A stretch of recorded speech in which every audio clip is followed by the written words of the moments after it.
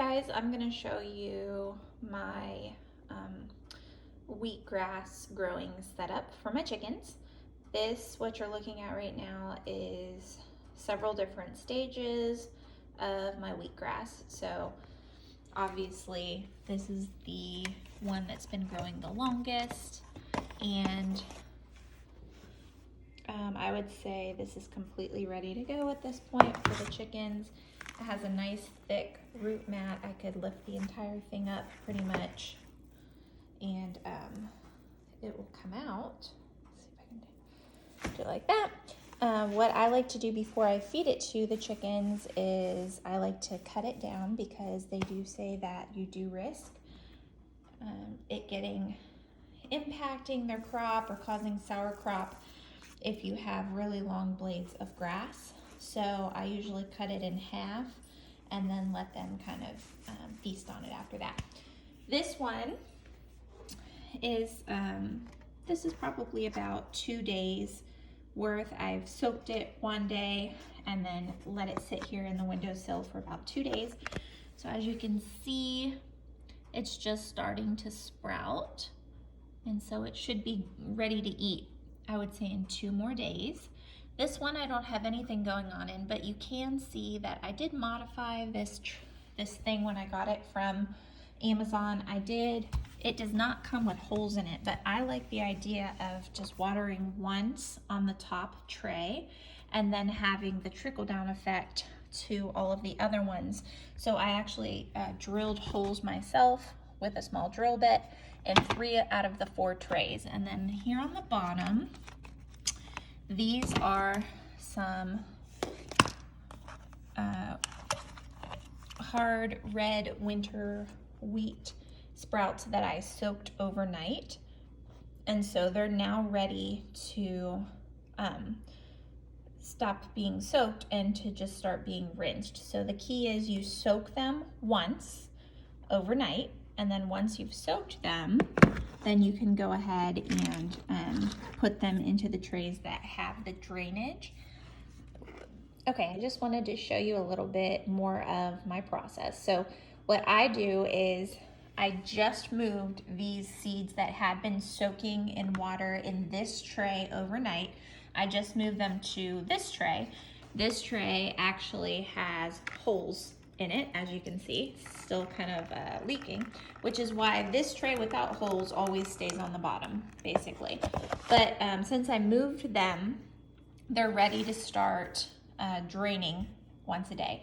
So I only have 3 trays with holes in them. So since this tray is completely ready for the chickens to eat, I will go ahead and pick this root mat up, set it over here, and that frees up this tray that has holes in it. These holes are a little bit smaller than the other trays' holes. I don't think it matters that much. I was experimenting when I did this, so I'm just trying to go quickly. What I usually do is I soak 2 trays worth of seeds at one time just to make it easy. So I'm gonna actually transport half of these seeds into this tray. And then I'm just gonna spread them out in both trays, a little bit more. And then they will fill in as they start to sprout. So now what we've got is we have 2 trays that are ready to go sit in the windowsill. And we have this one that I'm gonna trim and feed to the chickens today. And we have still our tray that has no holes, that just sits on the bottom and catches my water once a day.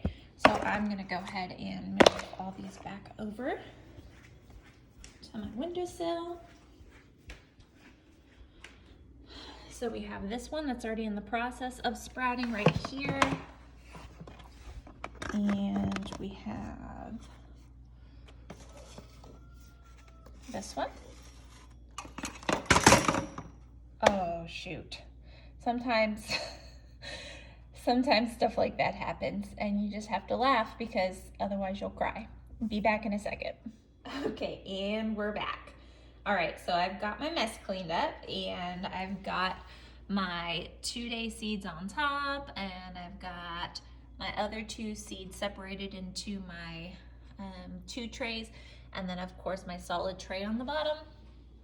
And basically what I do is once or twice a day, I just come in and I pour about a cup of water over top of the seeds.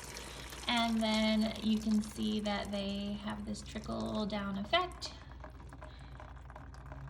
And eventually this tray on the bottom will collect. And I can do this 2 or 3 times before I have to wheel this over to my sink and drain that bottom tray.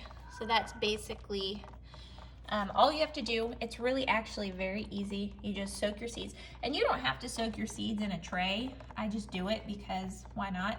You can soak them in a jar, or you can soak them in a pot, or whatever you want before you go ahead and put them in your tiered trays. But that's basically all you have to do, and then before you know it, you will have beautiful, lush wheatgrass. And you don't have to feed this to chickens. They don't have to have this in their diet. But in the winter, when there is no green for them to scratch and peck and eat outside, they really, really like it. So it is a yummy treat. It's not something that they have to have in their diet. I bought 3 5-pound sacks of red hard winter wheat from Amazon, and I'll link that in the video. And I've been making it for about a month, and I'm down to like my last probably like 1/6 of a bag, my last 20% of a bag before I have to start another one. But it sprouts really easy and well and is beautiful. So this is the brand if anybody's interested. I will also go ahead and finish my post showing you the girls enjoying their treat. I have to show you one more thing. When I spilled all of those seeds, I was unable to get them out of this knot in my floor. So I bet you in a few days I'll have some wheatgrass sprouting up out of my floor. I just thought that was funny.